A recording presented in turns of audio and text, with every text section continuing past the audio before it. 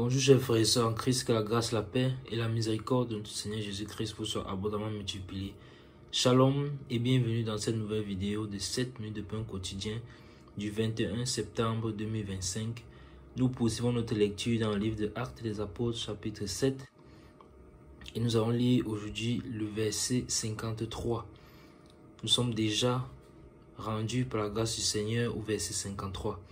Ayant commencé au verset 1 de ce livre de Actes des Apôtres chapitre 7, où c'est le frère Étienne qui est en train de parler, de démontrer, d'après les Écritures, que Jésus-Christ est celui qui devait venir et qui vint. Mais ils ne l'ont pas reconnu, ils l'ont crucifié. Alors, je t'annonce par cette voix encore, à travers cette vidéo, que Jésus-Christ revient encore. Jésus-Christ va revenir chercher son église, son épouse. Mais est-ce que tu fais déjà partie de son épouse? Si ce n'est pas encore le cas, ça veut dire que tu n'as pas encore donné ta vie au Seigneur. Alors ne tarde plus, dépêche-toi, dépêche-toi, dépêche-toi, car bientôt la barque va être fermée. La porte de la barque de l'arche va être fermée.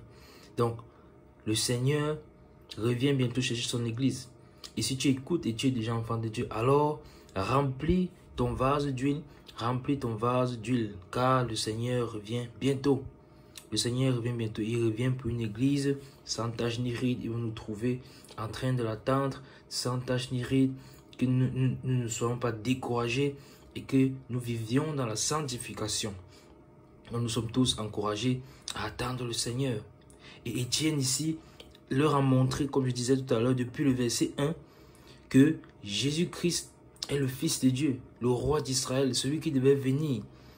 Mais ils n'ont pas compris. Il a commencé avec Abraham, il a remonté les Écritures, Jacob, Moïse, Joseph, David, Salomon, ainsi de suite.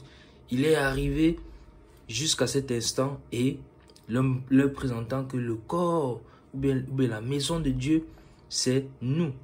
C'est-à-dire que le temple que Salomon a bâti à Dieu, en réalité, c'était juste une image de ce que Dieu voulait, de ce que Dieu désirait véritablement, c'est-à-dire habiter dans nos cœurs, habiter en nous.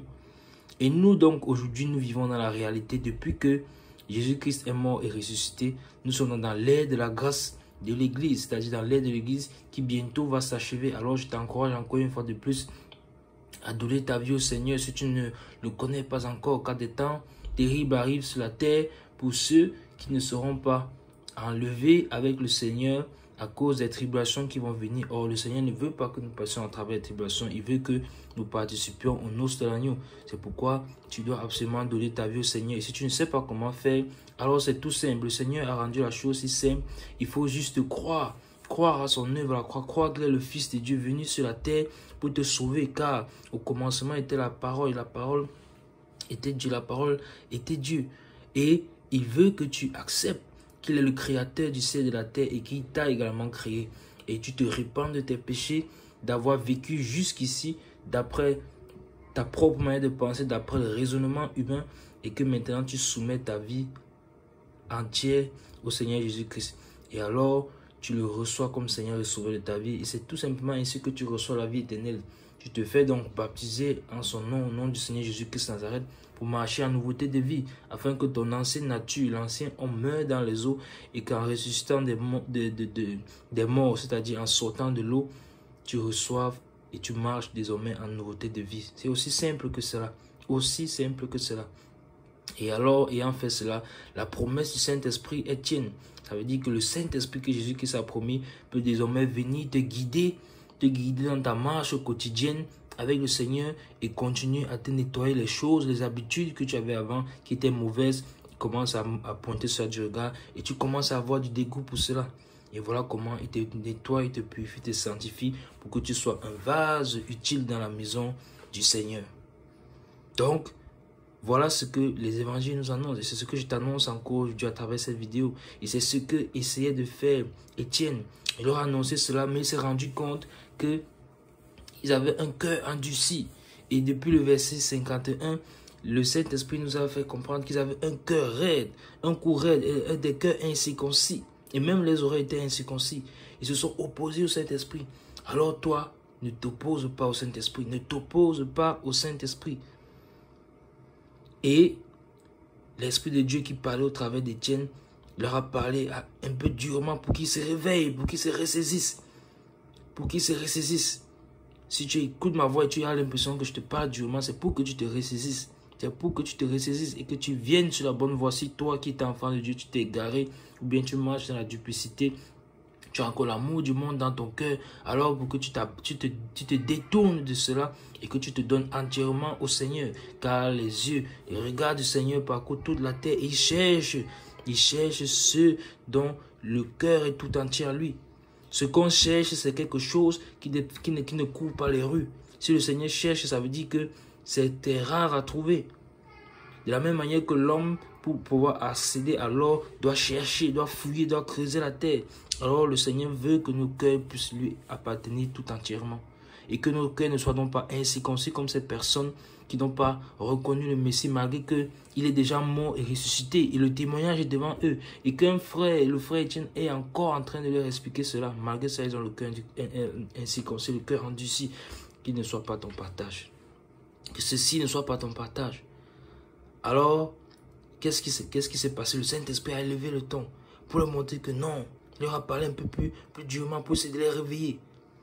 Pour essayer de les réveiller, que c'est moi, j'ai envoyé mes prophètes pour vous annoncer toutes ces choses, mais vous les avez tués. Vous avez mis à mort. Et jusqu'aujourd'hui, c'est ce qui se passe malheureusement. Malheureusement, lorsque les véritables prophètes du Seigneur parlent, ils sont négligés, ils sont mis à mort, Et nous avons vu que mettre quelqu'un à mort ne veut pas dire que forcément il faut le tuer. Si tu as de la haine dans ton cœur contre quelqu'un, contre la parole d'un véritable homme de Dieu, alors si tu l'as mis à mort, et le Seigneur Jésus a dit quiconque est son frère est un meurtrier. Et vous voyez que eux-mêmes, parce qu'à la fin de ce chapitre 7, tellement à cause de la haine qu'ils avaient contre Étienne, tout simplement parce qu'il leur disait la vérité, ils vont finir par le mettre à mort. Vous voyez donc que le fait d'avoir la haine, en fait, c'est juste parce qu'on n'a pas l'occasion de tuer. Sinon, si chacun avait l'occasion de tuer sans que cela ne soit puni, sous prétexte qu'on défend la loi de Dieu, alors il y aurait la peine de mort. Et c'est des choses qui arrivent bientôt sur la terre, où les chrétiens seront davantage persécutés à cause de leur foi. Et cela sera encore plus visible lors de la tribulation et de la grande tribulation. Que le Seigneur ne veut pas que tu vois de tes yeux. Le Seigneur ne veut pas que tu assistes à cela. Encore une fois de plus, donne ta vie au Seigneur si tu ne l'as pas encore fait. Et toi, si tu es déjà enfant de Dieu et que tu t'es mélangé avec le monde, alors ressaisis-toi rapidement. Et que le Saint-Esprit te fasse grâce. Alors, le Saint-Esprit l'a repris. Vous avez été des meurtriers. Et le verset 53 qui nous concerne aujourd'hui, qu'est-ce qu'il dit? Vous avez reçu la loi d'après des commandements d'anges et vous ne les avez point gardés. Terrible.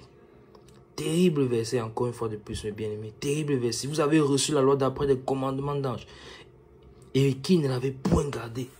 Comment est-ce que le Seigneur Dieu Tout-Puissant peut donner la loi d'après les commandements d'anges et les hommes sur la terre ne gardent pas cela? Lui qui a créé toutes choses. Lui qui a créé toutes choses. Et maintenant, à plus forte raison, ça c'était au temps d'avant, parce que Étienne est en train de parler il y a à peu près 2000 ans, devant le Sanhédrin, à ces personnes qui sont en train de l'accuser pour le mettre à mort. Alors, eux, ils ont reçu la loi d'après les commandements d'anges et ils n'ont pas gardé cela. À plus forte raison, nous donc, qui avons reçu désormais la loi véritable de notre Seigneur Jésus-Christ de Nazareth, qui est venu lui-même sur la terre en tant que Dieu pour nous sauver et nous montrer la voie que nous devons suivre. À plus forte raison. Et combien donc sera le châtiment, nous qui avons reçu la grâce véritable? Car Moïse avait dit, et nous l'avons également vu dans l'une de nos études, que Moïse avait révélé que Dieu vous suscitera un prophète comme moi. Et il parlait du Seigneur Jésus-Christ. Et le Seigneur Jésus-Christ est venu dans nous donner la loi véritable. Il est le véritable pain de vie.